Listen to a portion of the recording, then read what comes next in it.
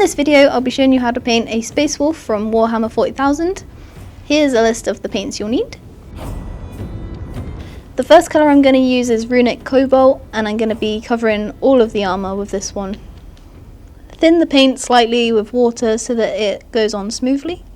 And for this step I'm using the Warhammer small dry brush. This may take 2 or 3 thin coats before you get full coverage over the model. Just make sure each coat is dry fully before you go on to the next coat. Now that we've got even coverage all over the model and we can't see any of the black primer, that stage is done. The next colour I'll be using is Pure Red, and I'll be using this on the lenses and on the shoulder pad. Again, thin this one with a bit of water.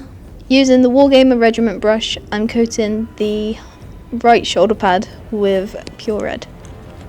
Try not to get any red on the blue armour, but if you do, don't worry, we can touch it up again later.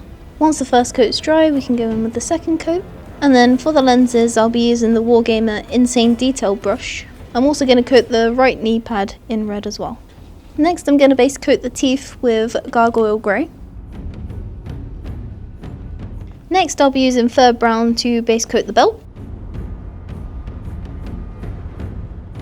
The last base coat is Matte Black, and I'll be using this to cover the weapon casing, the armour joints, and any areas that are going to be metallic. I'm using the Insane Detail brush to cover the armour joints because I'm being careful not to get any on the armour. Now, because I'm painting these as part of Logan Grimnar's Great Company, I'm doing the left shoulder pad with a black base coat, and then we'll move on to doing the pack markings on the shoulder and the kneecap. There are lots of different colour options for this, which you can find in the codex. For the markings on the shoulder pad, I'm using the Insane Detail brush and Matte Black to draw horizontal lines across the shoulder. Once you've got the 5 lines drawn out, go back in with Matte Black to make the base of the lines thicker so that they blend into each other like very narrow triangles. Apply very little pressure to keep the lines thin, and don't worry if it's not perfect the first time because you can go back in with Pure Red and tidy it up. Now that we've got the 5 triangles on the shoulder pad, with the bottom of the triangle starting at the back and then getting the point at the front of the marine, I'm going to do the same pattern now on the kneecap. This time though, I'll be going diagonally from the bottom right to the top left. After some tidying up, both of the pack markings are complete, and I'm going to go back on to a second coat of the black shoulder pad. That's all the base coats done. I've chosen this pack marking just because I thought it was the coolest, but there's lots of other options in the codex as well. Now that all the base coats are done, I'll be moving on to the shading stage. The first one I'll be using is Runic Grey to cover all the armour. I'll thin it down at a 1:1 ratio with Speedweight Medium. I'm going to apply it to all of the armour using the Regiment brush. Once you've applied one coat, watch out for any pooling and soak any excess paint up with the paintbrush, and try not to fiddle with it before it's fully dry because it will lift the paint off. Next I'm using Dark Tone without thinner to cover the belt and the lenses.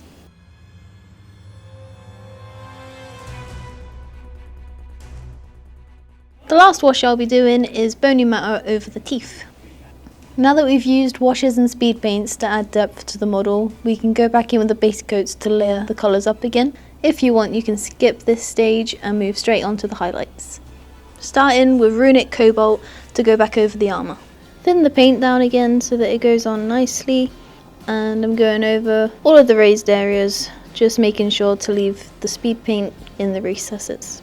I'll be using the Regiment brush over most of the armour, and then the Insane Detail brush when it gets to the harder to reach places. That's all the layering done, and the armour is looking less patchy now. And now we're going to go on to the first highlight stage, which is Frost Blue on all of the armour. Again, add a little bit of water to the paint before you put it up to the model, but don't thin it too much because it will get hard to control. I'm using the Insane Detail brush for this, and making sure I apply very little pressure to get my lines really thin.